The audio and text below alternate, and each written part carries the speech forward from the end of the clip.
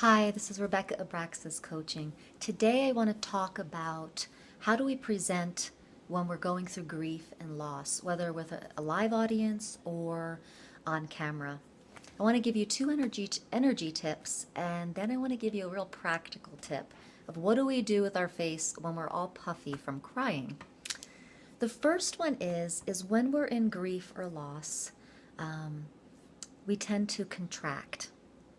Our posture contracts, our energy contracts.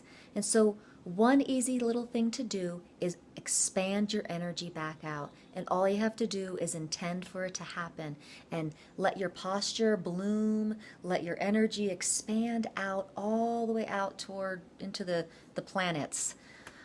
And this will help you just take a deeper breath, expand a little bit, let the grief get a little bit expansive so it's not so concentrated and ruling your day, okay?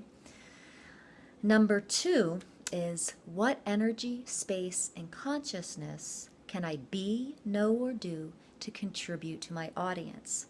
Now, if it's a live audience, you might want to share, you might want to bring in the energy of vulnerability. Personally, for me, this week I'm dealing with the loss of my father.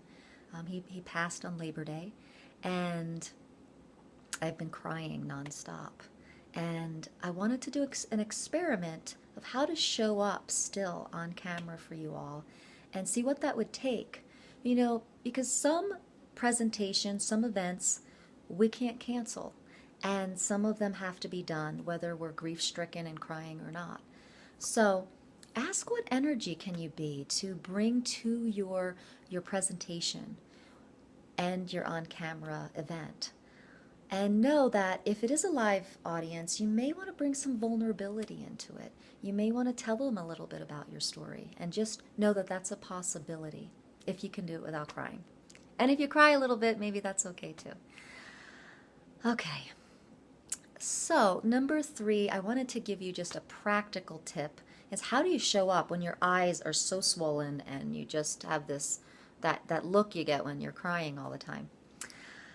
Well, I've been crying nonstop for 3 days, so this is what I found to help, and I hope it helps you. One is the concealer stick. What I've done is I've learned from, I don't know where I learned it, but it really does help.